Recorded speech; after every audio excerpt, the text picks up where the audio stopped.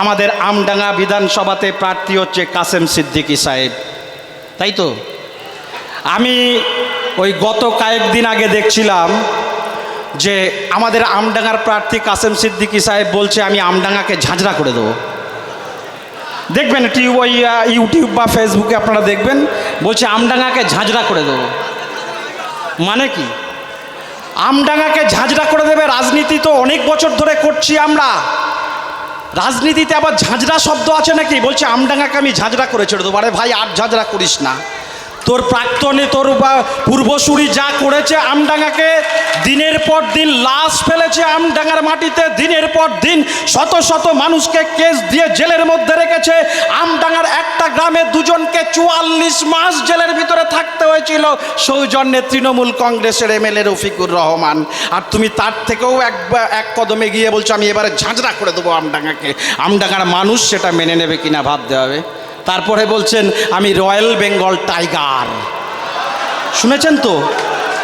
বলছে আমি royal Bengal tiger. আরে বাপ রে বাপ, এ তো বন জঙ্গলে থাকার কথা, এ আবার পাড়ায় এসে, গ্রামে এসে বলছে আমি রয়্যাল বেঙ্গল টাইগার। আবার গতকালকে আমি মমতা ব্যানার্জির সভা শুনছিলাম ভাঙড়ে, সে আবার বলছে আমি বাঘ আর আমার ডান হাত হচ্ছে শওকত। বলেছে না? শুনেছেন না শোনেননি? শুনেছেন তো? বলছে আমি বাঘ, আমার ডান হাত হচ্ছে শওকত। আমার একটা আস্তে আস্তে খুব ভালো কথা মনে পড়ছিল। আচ্ছা, বাঘ তো আমরা আরেকটা নামে চিনি, তাই না? বাঘ কোথায় থাকে? খাঁচায় থাকে না? আচ্ছা, বাঘ রাজনীতি কারা করে? মানুষ করে তো। আচ্ছা, বাঘকে কি বলে? মানে সব ভদ্র ভাষায় যদি কি বলে আপনারা বলুন না একটু, কি বলে? হ্যাঁ, কি বলে? পশু, পশু, পশু, তাই তো? ভালো কথাই পশু বলে তো। আচ্ছা, ও যদি বাঘ হয় আর এ যদি রয়্যাল বেঙ্গল টাইগার হয়, তাহলে আমরা কার সাথে লড়াই করছি?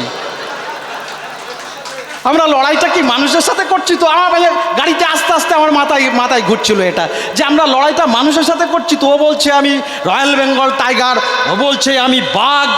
এই কাসেম সিদ্দিকী বলেছিলেন, ওই নবান্ন কোম্পানি তুমি শোনো, তোমার মাথা থেকে পা পর্যন্ত সব চোর চোর চোর চোর চোর চোর চোর চোর চোর বলেছিল না?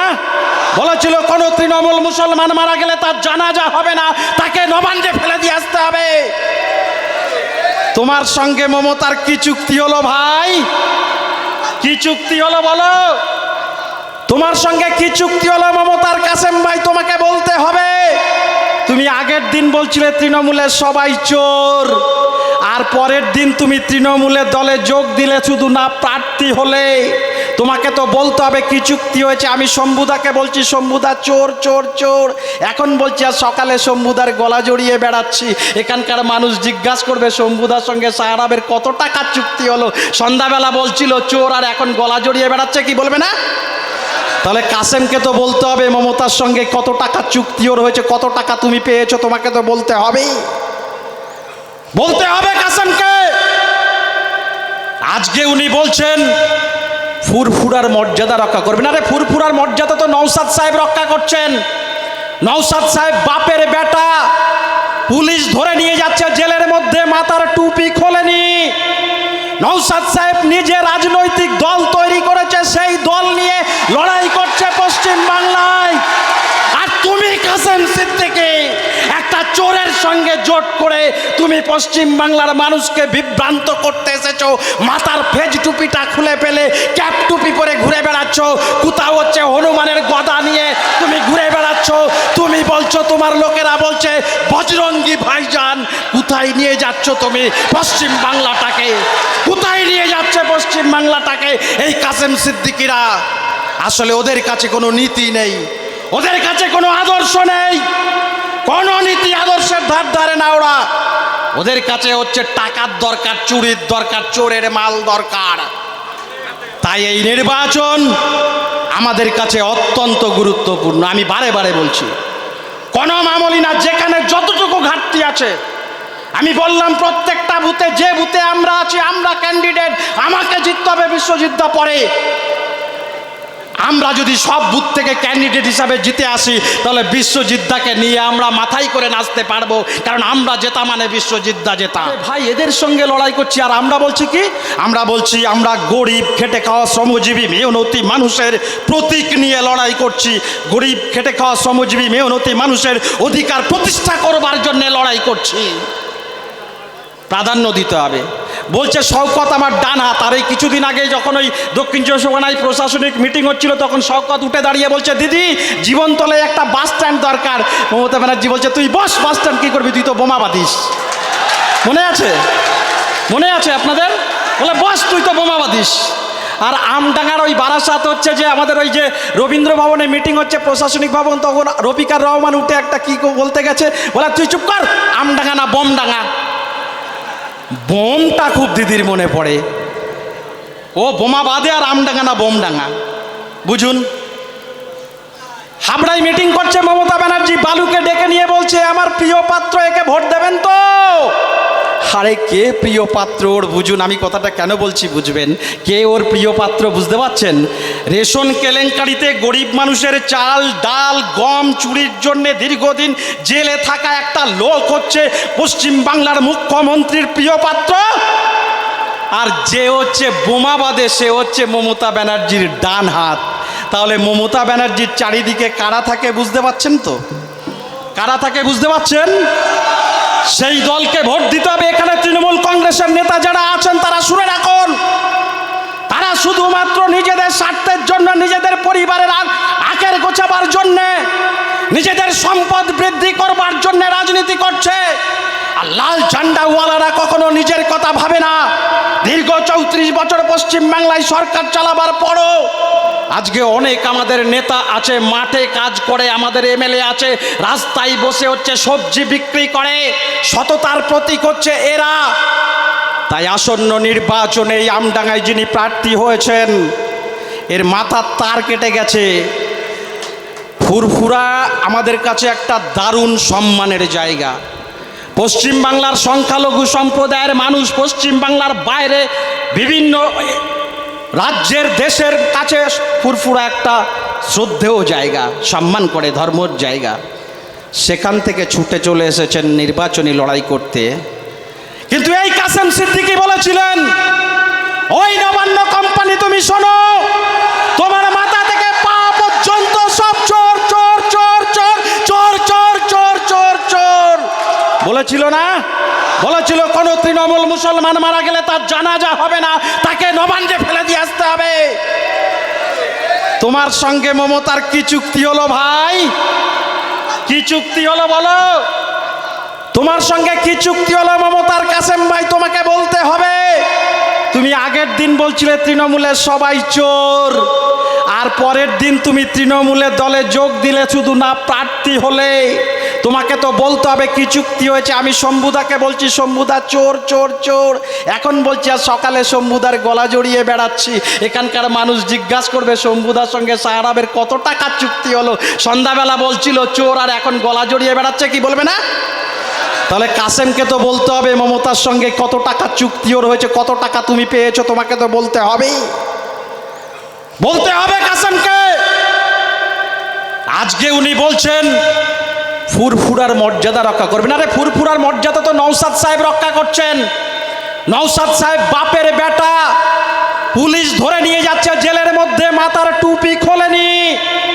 নওশাদ সাহেব নিজে রাজনৈতিক দল তৈরি করেছে, সেই দল নিয়ে লড়াই করছে পশ্চিম বাংলায়।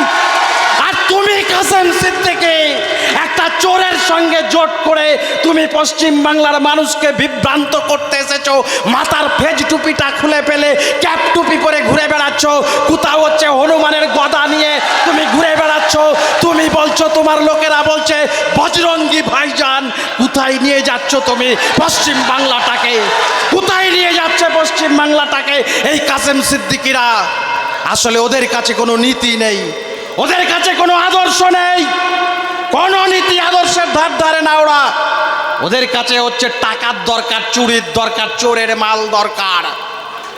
তাই এই নির্বাচন আমাদের কাছে অত্যন্ত গুরুত্বপূর্ণ। আমি বারে বারে বলছি, কোনো মামুলি না, যেখানে যতটুকু ঘাটতি আছে আমি বললাম প্রত্যেকটা বুথে, যে বুথে আমরা আছি, আমরা ক্যান্ডিডেট, আমাকে জিততে হবে বিশ্বজিৎদা পরে। আমরা যদি সব বুথ থেকে ক্যান্ডিডেট হিসাবে জিতে আসি, তাহলে বিশ্বজিৎদাকে নিয়ে আমরা মাথায় করে নাচতে পারবো, কারণ আমরা জেতা মানে বিশ্বজিৎদা জেতা। কি তাই তো নাকি? তাহলে সে কাজ আমরা নিশ্চিতভাবেই করব তো। আগামী 29 তারিখ সকাল করে যাব, সকাল সকাল যাব, মেশিনে ভোট দেবো। 8 নম্বর বোতাম, 8 নম্বর বোতামে হচ্ছে খাম চিহ্ন, সেই খাম চিহ্নে ভোট দিতে হবে। যারা আমাদের এর মধ্যে দেখবেন ওই যারা অপারগ ভোটার বাড়িতে ভোটদান হবে, সেটাও শুরু হবে 2-3 দিনের মধ্যে। তালিকা আমরা পেয়েছি, কোন বুথে কারা আছে সেটা নেতৃত্বের পক্ষ থেকে জানিয়ে দেওয়া হবে। সমস্ত কাজটা আমাদের করতে হবে। আর 29 তারিখ এমনভাবে বোতাম টিপতে হবে, তৃণমূল কংগ্রেস যেন বুঝতে পারে, চোরের দল যেন বুঝতে পারে, সাম্প্রদায়িক সম্প্রীতি বিনষ্টকারী বিজেপি যেন বুঝতে পারে যে না, পশ্চিম বাংলা হালিম সাহেব, পশ্চিম বাংলার মাটি, আমডাঙ্গার মাটি হচ্ছে হালিম সাহেবের মাটি। আমডাঙ্গার সেই পুরনো ঐতিহ্যকে আমরা ফিরিয়ে আনবো, এই শপথ এখান থেকে আমরা নিয়ে যাব। এই বাম আইএসএফ লাল ঝান্ডারা আমরা কি বলছি? আমরা বলছি আমরা কৃষকের ন্যূনতম 600 টাকা মজুরি চাই। কৃষক হিন্দু না মুসলিম আমাদের কাছে বড় কথা নয়। আমরা বলছি কারখানা শ্রমিক, সেই শ্রমিকের 700 টাকা মজুরি চাই। সেই শ্রমিক হিন্দু না মুসলমান আমরা আলাদা করতে চাই না। আমরা বলছি সমাজের মানুষের নিরাপত্তা চাই, সেই সমাজের মানুষ হিন্দু না মুসলিম আমরা আলাদা করতে চাই না। আমরা বলছি মহিলাদের নিরাপত্তা চাই, সেই মহিলারা হিন্দু না মুসলিম আমরা আলাদা করতে চাই না। তাই পশ্চিম বাংলার ইতিহাসে 34 বছর ধরে কমরেড জ্যোতি বোস, কমরেড বুদ্ধদেব ভট্টাচার্যরা রাজ্য চালিয়েছে। পশ্চিম বাংলার মাটিতে বিজেপি কখনো মাথা তুলতে পারেনি, সাম্প্রদায়িক শক্তি কখনো মাথা তুলতে পারেনি। কমরেড জ্যোতিবাবু বলতেন, যদি কেউ সাম্প্রদায়িক দাঙ্গা বাঁধাতে আসে তাহলে হচ্ছে তাদেরকে গুলি করবে। মনে আছে 1984 সালে যখন ইন্দিরা গান্ধী খুন হয়, শিখ নিধনের চেষ্টা হয়েছিল, আমাদের রাজ্যে যাতে কোথাও দাঙ্গা না হয়, কমরেড জ্যোতি বোস সেদিন রাজ্যের পুলিশ কর্তাদের ডেকে বলেছিলেন কোথাও দাঙ্গা হবে না, কোথাও দাঙ্গা যেন না হয়। সেদিন পুলিশ কর্তারা বলেছিলেন, রাজ্যের ডিজিরা বলেছিলেন, স্যার যদি দাঙ্গা করে কি করব? বলেছিল গুলি চালাবে, গুলি। দাঙ্গাবাজদের কোনো রং হয় না, দাঙ্গাবাজদের কোনো ধর্ম হয় না, গুলি চালাবে, গুলি। আর আমাদের 2006 সরকার চলবার সময় যখন কলকাতার পার্ক সার্কাসে ইদ্রিস আলীরা দাঙ্গা বাঁধাবার চেষ্টা করেছিল, ওই যে তসলিমা নাসরিনের সেই কথাকে নিয়ে, সেদিন বুদ্ধদেব ভট্টাচার্য বলেছিলেন যারা মন্দির ভাঙতে যাবে, যারা মসজিদ ভাঙতে যাবে, তাদের মাথাটা ভেঙে গুড়িয়ে দেওয়া হবে। একথা বলার হিম্মত কমরেড জ্যোতি বোস, কমরেড বুদ্ধদেব ভট্টাচার্যরা রাখে। আর মমতা ব্যানার্জির সময়ে আমরা কি দেখছি? মমতা ব্যানার্জির সময়ে আমরা দেখছি যে বিজেপির নেতা, প্রাক্তন তৃণমূল নেতা শুভেন্দু অধিকারী বলে যে 2026 সালে যে কটা মুসলমান এমএলএ জিতে বিধানসভায় আসবে তাদেরকে চ্যাংদোলা করে রাস্তায় ফেলে দেওয়া হবে। রাজ্যের মুখ্যমন্ত্রী তার বিরুদ্ধে কোনো ব্যবস্থা গ্রহণ করে না। আমরা বলছি যদি লাল ঝান্ডার মুখ্যমন্ত্রী কলকাতার মসনদে বসে থাকতো, তাহলে এ কথা বলার হিম্মত ওদের হতো না, শুভেন্দু অধিকারীদের হতো না। আবার আমরা উল্টো দিকেও দেখি, যখন হুমায়ুন কবির বলে যে মুর্শিদাবাদে 70 আর 30 ভাগ্যে কেটে গঙ্গায় ভাসিয়ে দেব, তখনও মুখ্যমন্ত্রী কোনো কথা বলে না, বরং মুখ্যমন্ত্রী তার সঙ্গে চুক্তি করে যে কিভাবে হচ্ছে অধীর এবং সেলিমকে হারানো যায়। তাহলে বিজেপি যেমন সাম্প্রদায়িক দল, তৃণমূল কংগ্রেসও সাম্প্রদায়িক দল। আমরা বলছি, দায়িত্ব নিয়েই বলছি, তৃণমূল কংগ্রেস সাম্প্রদায়িক দল। যারা হিন্দু নিয়ে রাজনীতি করে, যারা মুসলিমদের নিয়ে রাজনীতি করে, তারা হচ্ছে সাম্প্রদায়িক। আর আমরা বামপন্থীরা বরাবর সাম্প্রদায়িকতার বিরুদ্ধে। আপনাদের মনে আছে 34 বছর পশ্চিম বাংলায় বামফ্রন্ট সরকার চালিয়েছে। 34 বছর পশ্চিম বাংলায় বিজেপি মাথা তুলতে পারেনি। পশ্চিম বাংলার বিধানসভায় একজন এমএলএ বিজেপি জেতেনি। পশ্চিম বাংলার ইতিহাসে একজন এমপি জেতেনি 34 বছরে। হ্যাঁ, একবার জিতেছিল অশোকনগর থেকে বাই ইলেকশনে একজন এমএলএ জিতেছিল, কিন্তু 6 মাস পরে আবার হেরে বাড়ি চলে গিয়েছিল। 1998 সালে এই তৃণমূল আর এই বিজেপি জোট করে লোকসভা নির্বাচন করেছিল, 2টো আসন জিতেছিল, দমদম আর কৃষ্ণনগর। পরের নির্বাচনেই তারা হেরে বাড়ি ঢুকে গিয়েছিল, আর বেরোতে পারেনি। আজকে তৃণমূল কি রাজনীতি করছে বলুন তো? সংখ্যালঘু এলাকায় তৃণমূল গিয়ে বলছে ভোটটা আমাদের দেবেন, অন্য জায়গায় যদি দেন তাহলে কিন্তু বিজেপি চলে আসবে, বলছে না? সংখ্যালঘু এলাকায় একটাই প্রচার, ভোট যদি অন্য জায়গায় দেন তাহলে কিন্তু বিজেপি চলে আসবে। বিজেপির ভয় দেখাচ্ছে। আর আপনারা লক্ষ্য করেছেন কিছুদিন আগে ওই যে ভাঙড়ে তৃণমূলের ক্যান্ডিডেট হচ্ছে শওকত মোল্লা, কার বাড়ি গিয়ে মিটিং করছিল? বিজেপির প্রার্থীর বাড়িতে ঢুকে মিটিং করছিল না? আর ওদিকে ওই যে বিজেপির প্রাক্তন সভাপতি, ওই যে মন্ত্রী কি যেন ওর নাম, আরে ওর নামটা কি বলেন না, ওই যে বিজেপির প্রাক্তন সভাপতি সুকান্ত মজুমদার কি বলছেন? বলছে তৃণমূলে ভোট দিন কিন্তু সিপিএমকে ভোট দেবেন না, বলেছে, শুনেছেন? বলছে প্রয়োজনে তৃণমূলকে ভোট দিন। তাহলে এদিকে তৃণমূলের এমএলএ বিজেপির প্রার্থীর বাড়িতে গিয়ে সভা করছে, আর বিজেপির প্রাক্তন সভাপতি বর্তমান এমপি তিনি বলছেন প্রয়োজনে তৃণমূলে ভোট দাও কিন্তু সিপিএম আইএসএফে ভোট দেওয়া যাবে না। ছোট করতে হবে তো। বন্ধুগণ, ওই পিছনের দিক থেকে কমরেডরা আসতে পারছে না। আমাদের যারা নেতৃত্ব আছেন কেউ কেউ গিয়ে তাদের ঢোকার ব্যবস্থা করে দিন। রাস্তাটা ভীষণ জ্যাম হয়ে গেছে। আমাদের এই তরকারি হাট থেকে পেরিয়ে ওই গ্রেট ইস্টার্ন পেরিয়ে ওই দিকটা থেকে অনেক কমরেড দাঁড়িয়ে আছে, তাদের ঢোকার ব্যবস্থা করে দিন। পিছনে জায়গা এখনও আছে, জায়গাটা ভরে যাবে। আমাদের যারা নেতৃত্ব আছেন কয়েকজন গিয়ে সেই জায়গাটায় একটু ভলেন্টিয়ারিং করুন। আইএসএফ বন্ধুদের এবং আমাদের সিপিএমের নেতৃত্বদের একটু অনুরোধ করছি, বলুন। সেই কথাই বলছিলাম যে বিজেপির ভয় দেখাচ্ছে তৃণমূল। এই বিজেপির জন্ম হয়েছিল, এই তৃণমূলের জন্ম হয়েছিল বিজেপির গর্ভে। 1998 সালে যেদিন তৃণমূলের জন্ম হয়েছিল সেদিন আমাদের পার্টির নেতারা বলেছিল মহারাষ্ট্রের নাগপুরে বিজেপির গর্ভে হচ্ছে তৃণমূলের জন্ম হয়েছে। সেদিন অনেকেই বিশ্বাস করেনি, কিন্তু এখন যখন বিজেপির রাজ্য সভাপতি বলছেন যে যদি অটল বিহারী বাজপেয়ী আর এলকে আদবানি না থাকতো তাহলে তৃণমূল কংগ্রেসের জন্ম হতো না, তখন মানুষ হয়তো খানিকটা বিশ্বাস করছে। গত এক সপ্তাহ আগে আমি দেখছিলাম ওই এবিপি আনন্দে বিতর্ক অনুষ্ঠানে তৃণমূলের নেতা বিজেপির নেতা রাজু বন্দ্যোপাধ্যায় প্রকাশ্য বলছেন যদি বিজেপি না থাকতো তাহলে তৃণমূলের জন্ম হতো না। আজকে তৃণমূল হচ্ছে বিজেপির ভয় দেখাচ্ছে। আমাদের মনে আছে ভারতবর্ষের প্রধানমন্ত্রীর নাম অটল বিহারী বাজপেয়ী, বিজেপির নেতা, আর ভারতবর্ষের রেলমন্ত্রীর নাম মমতা ব্যানার্জি, তৃণমূলের নেতা। আমাদের মনে আছে ভারতবর্ষের প্রধানমন্ত্রীর নাম বিজেপির নেতা অটল বিহারী বাজপেয়ী, আর ভারতবর্ষের কয়লা মন্ত্রীর নাম মমতা ব্যানার্জি, তৃণমূলের নেতা। ভুলে গেছেন পশ্চিমবাংলার মানুষ, ভুলে গেছে ভারতবর্ষের মানুষ। তাই আজকে পশ্চিমবাংলার মানুষকে বিজেপির ভয় দেখানো হচ্ছে। আমরা বলছি বিজেপির ভয় বামপন্থীদের দেখাতে হবে না, বিজেপির ভয় আইএসএফ এর কর্মীদের দেখাতে হবে না। বিজেপিকে আমরা চিনি, আমরা জানি বিজেপি ভারতবর্ষকে কি করতে চায়। আরএসএস থেকে জন্ম নেওয়া বিজেপি, তাদের সংগঠন কি, গঠনতন্ত্র কি, কি লক্ষ্য, তাদের মতাদর্শ কি আমরা জানি। কিন্তু তৃণমূল এই বিজেপিকেই হাতেই পশ্চিমবাংলা ছেড়ে দিতে চায়। সেই সময়ে দাঁড়িয়ে আজকের এই নির্বাচনটা কোনো মামুলি নির্বাচন না। চিৎকার চেঁচামেচি হই হুল্লোড় করলেই নির্বাচন হবে না। বুঝবেন গত 2011 সালের পর থেকে 2026 সাল 15 বছর পশ্চিমবাংলায় তৃণমূল কংগ্রেস সরকার চালাচ্ছে। এই সময়কালের মধ্যে গোটা পশ্চিমবাংলায় যা ঘটেছে তা পশ্চিমবাংলার মানুষের জানা।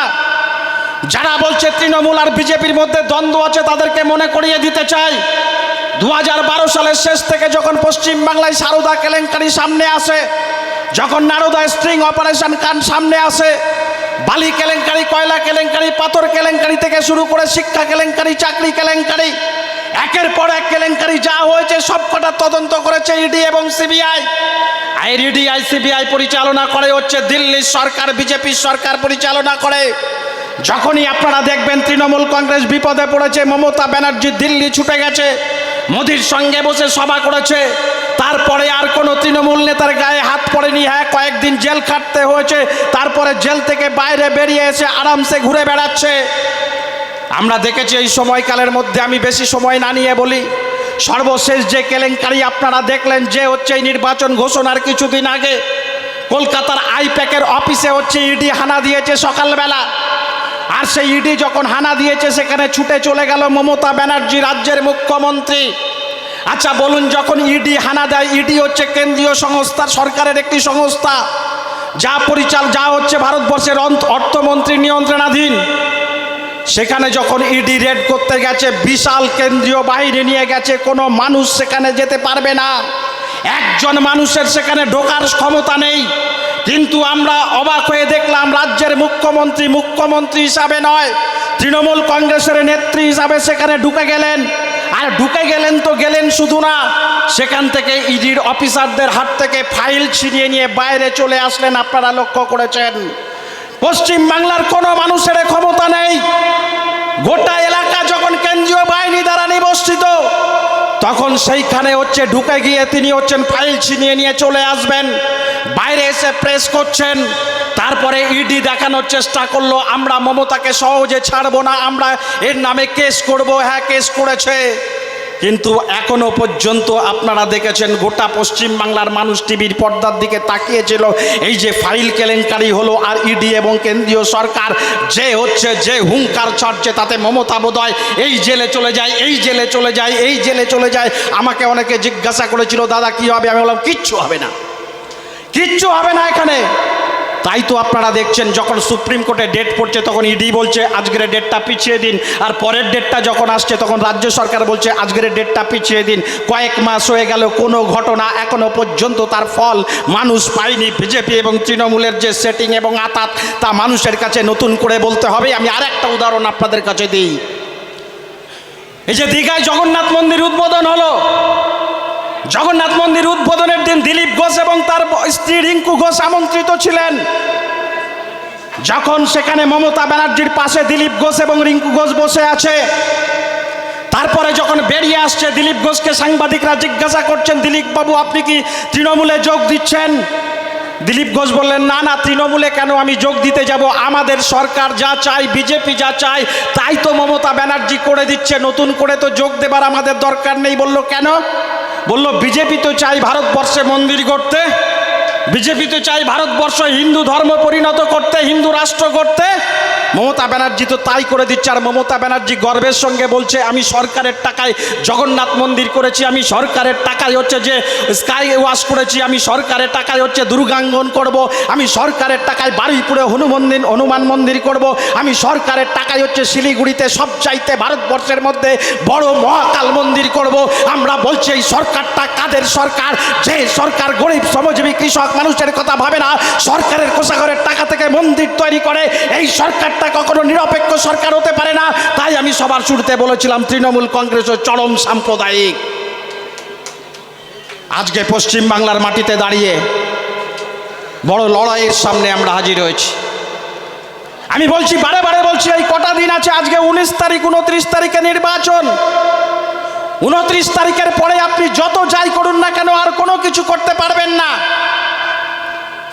কপাল টুকে মরে গেলেও আর কিছু করতে পারবেন না। আবার মাঝখানের 5 বছর যত দুর্ঘটনা ঘটুক না কেন, হাজারটা অভয়াকাণ্ড ঘটুক না কেন, হাজারটা চাকরি চুরি হোক না কেন, আপনি মিছিল করতে পারবেন, আপনি মিটিং করতে পারবেন, আপনি প্রতিবাদ করতে পারবেন, আপনি রাস্তা অবরোধ করতে পারবেন, কিন্তু এই সরকারটাকে পরিবর্তনের সুযোগ কিন্তু পাবেন না। সরকার পরিবর্তনের সুযোগ হচ্ছে 5 বছর পর পরই আসে। সেই 5 বছর পরে এই 10টা দিন অত্যন্ত গুরুত্বপূর্ণ, প্রত্যেকের কাছে এটা বুঝবেন। যদি হইল্লোড় করে কাটিয়ে দিই, যদি শুধু নাচানাচি করে কাটিয়ে দিই, তাহলে আবার পরবর্তী 5 বছর আপনাকে আফসোস করতে হবে। তাই এই 10টা দিন আমাদের কাছে অত্যন্ত গুরুত্বপূর্ণ। বুথে প্রত্যেকটা মানুষের কাছে, প্রত্যেকটা বাড়িতে গিয়ে আমাদের কথা বলতে হবে। একটা বুথে যা ভোট আছে তার 50% ভোট আমাদের পক্ষে নিয়ে আসতে হবে। না বিজেপি, না তৃণমূল, বাম আইএসএফ এর জোটকে ভোট দিতে হবে। বিশ্বজিৎ মাইতিকে খামচিহ্নে ভোট দিয়ে জয়যুক্ত করতে হবে। এটাই হবে আমাদের অঙ্গীকার। আগামী 10 দিনে, এই 10 দিনে এই অঙ্গীকার নিয়ে আমরা বুথের মধ্যে থাকব। আমাদের কোনো অন্যতা হবে না। এই প্রতিজ্ঞা আমাদের আজকের সভা থেকে নিতেই হবে, অন্য কোনো উপায় নেই। ঘুমিয়ে কাটাবেন না। প্রচণ্ড রোদের তেজ, কষ্ট হবে, ঘাম ঝরবে, রাত জাগতে হবে, ঘুম কম হবে, কিন্তু এই 10 দিন বুথের প্রতিটা মানুষের কাছে আপনাকে পৌঁছাতে হবে। আপনারা পঞ্চায়েত নির্বাচন যেভাবে করেন, পঞ্চায়েত নির্বাচনের সময় প্রার্থীকে জেতানোর জন্য রাত 1টা 2টো 2:30টা 3টে পর্যন্ত জাগেন, কোন বাড়িতে কোন লোকটার কাছে কাকে দিয়ে কথা বলালে হবে কাজ হয়। আপনারা মনে করবেন বিশ্বজিৎ মাইতি প্রার্থী নয়, বুথে বুথে আপনারা প্রার্থী, আপনারা প্রার্থী। আমি আমার বুথে আমি প্রার্থী, আমার বুথে আমি প্রার্থী, আমার বুথে আমাকে জিততে হবে। এই প্রতিটা বুথে যদি আমি জিতি তাহলে বিশ্বজিৎ মাইতি জিতবে। 4 তারিখে লাল আবির বিশ্বজিৎ মাইতিকে আমরা মাখাতে পারবো কি? সেই কাজ করবেন তো? সেই কাজ যদি করেন নিশ্চিতভাবেই আমরা জিতব। অনেক মানুষ হয়েছে আনন্দে আটখানা হয়ে ফিরে গিয়ে তারপরে যা যা করলাম আর দরকার নেই, না করবেন না। অনেক ঘাটতি এখনো আছে বুথের মধ্যে। তৃণমূল বিজেপির চোখে চোখ রেখে যেতে হবে। আরে বিজেপি তো আমডাঙ্গার অর্ধেক বুথে প্রচারে যাচ্ছে না, সংখ্যালঘু এলাকায় প্রচারে যাচ্ছে না, কোথাও যাচ্ছে না, কোথাও যাচ্ছে না বিজেপি প্রার্থী। আমার বাড়ির পাশে বাড়ি, ওই চন্দন আছে আমাদের এরিয়া কমিটির সেক্রেটারি, ওর ওয়ার্ডে বাড়ি হচ্ছে ওই বিজেপির যিনি প্রার্থী। হিসাব মতো এক পাড়ায় থাকি আমরা, কোথাও যাচ্ছে না। কোথায় পুজো হচ্ছে, কোথায় মন্দির আছে, কোথায় কীর্তন হচ্ছে, সেখানে চলে যাচ্ছে হচ্ছে নির্বাচনী প্রচার করতে। ওটা ওদের কাজ।